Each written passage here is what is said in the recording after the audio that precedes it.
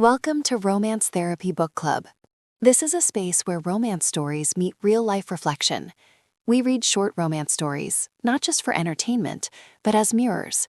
Mirrors that help us explore love, attachment, healing, boundaries, and the relationship we're building with ourselves. Romance therapy isn't about finding the one. It's about understanding why we love the way we do, and learning how to love ourselves more intentionally. Whether you're partnered, single, healing, or just curious, you belong here. We read together, we reflect honestly, and we grow, one story at a time. If this resonates with you, stay a while. The conversation is just getting started. The detective remained standing as Ebony struggled to breathe. Her heart was beating at a speed she didn't recognize, too fast, too loud, as if it were trying to escape her chest. Her mind slipped somewhere she couldn't reach, a place without language or reason, only noise and pressure and loss. Still, she forced the words out. "Are you sure he's dead?" Her voice cracked. "Are you sure that was him?" The detective swallowed before answering. His pause said more than his words ever could. "Yes, Mrs. Franklin," he said quietly. "Your husband couldn't have survived the crash or the landslide." Ebony's hands flew to her head as if she could physically hold herself together. "I want to scream," she whispered. Then louder, broken, desperate. "I want to scream!" Her knees buckled. The detective finally moved, kneeling in front of her, placing a steady hand on her shoulder, grounding, but not enough.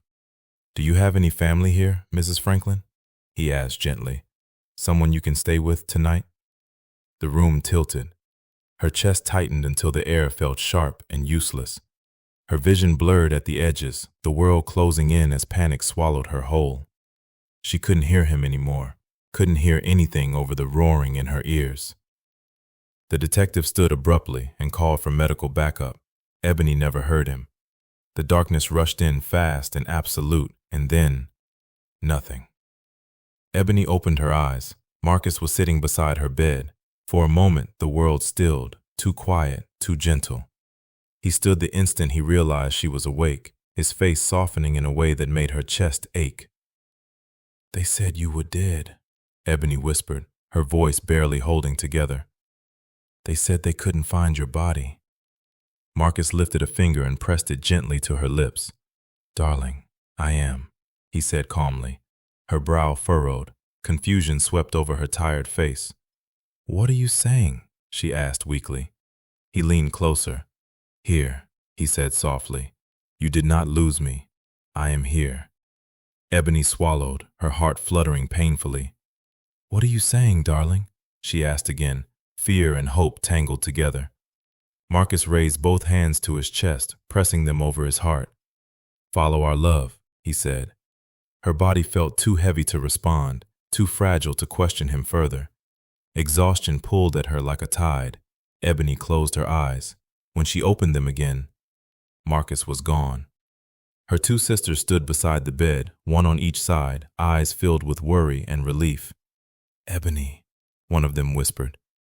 Ebony stared past them, her heart racing once more, and all she could think was, had he really been there, or had love found another way to reach her?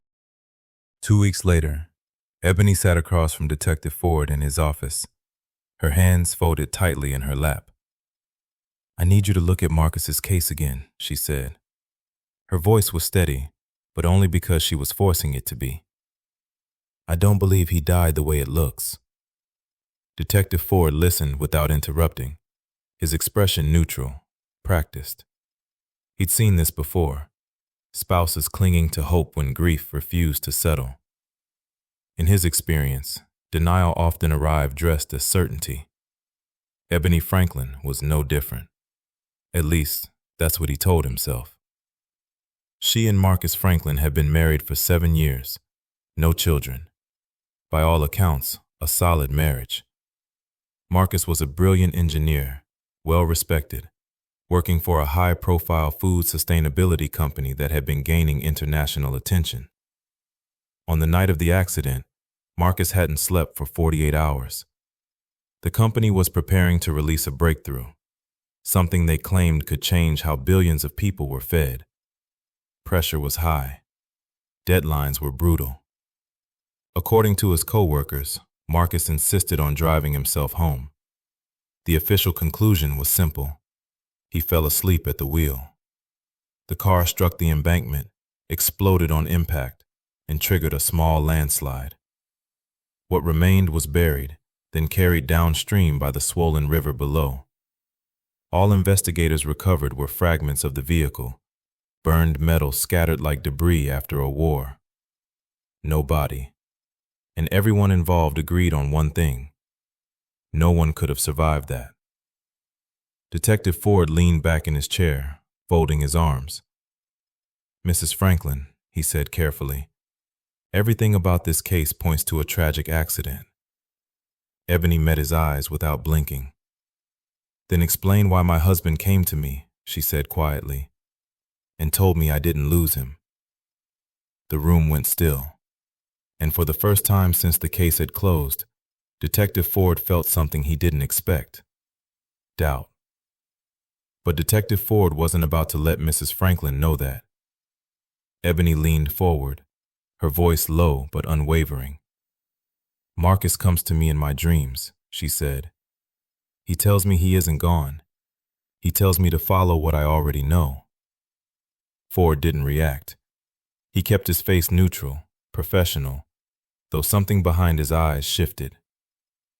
"If he's still out there," Ebony continued, "I will find him." What he didn't tell her, what he couldn't, was that this case had already stopped behaving like a normal accident. Files had been flagged, requests quietly rerouted, questions answered by people who weren't supposed to be involved. The CIA didn't show up for traffic fatalities, and they certainly didn't show up for burned cars and missing bodies. Ebony stood, her legs steadier than she felt. She adjusted her coat, then paused at the door. "I'm going to follow our love," she said softly. Then she walked out. Detective Ford remained seated long after the door closed. He stared at the file on his desk, the sealed reports, the redacted pages, the unexplained interference, and finally exhaled. He told himself this was denial, grief, a widow grasping for meaning. But deep down, he knew better now. Because if Marcus Franklin was truly gone, none of this would be happening. Ford stood, grabbed his coat, and reached for the case file. If Ebony Franklin was following love, he was going to follow the truth. The next day, Detective Ford followed Ebony. He kept his distance as she moved from place to place, watching her stop, ask questions, listen closely, always writing something down, always moving with intention. This wasn't wandering grief. This was strategy. By midday, he understood what she was doing. She was visiting places her husband could have gone if he'd survived the accident. Quiet spots, out-of-the-way locations, places that didn't ask too many questions. When she finally returned home, Ford made a call. Surveillance was placed on her residence.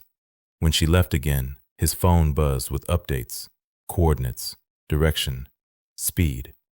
This time, she wasn't circling. She was heading somewhere specific, purposeful, focused. Had she found him? Ebony drove nearly 2 hours outside the city before pulling into the gravel lot of a small, cottage-style diner. Old wood siding, faded signage, the kind of place people passed without noticing. She went inside. Ford waited. 20 minutes later, he followed.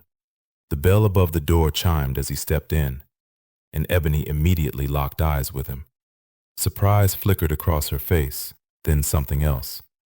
Not fear, confirmation. Before he could read it, the back kitchen door swung open. Ford turned and felt the room tilt. Marcus Franklin stepped out, wiping his hands on a towel like any other man finishing a shift. Alive, breathing, real. Ebony stood slowly, her gaze never leaving her husband. She had found him. Now the only question left hanging in the air: why was he here? Thank you for listening and for being part of this growing community.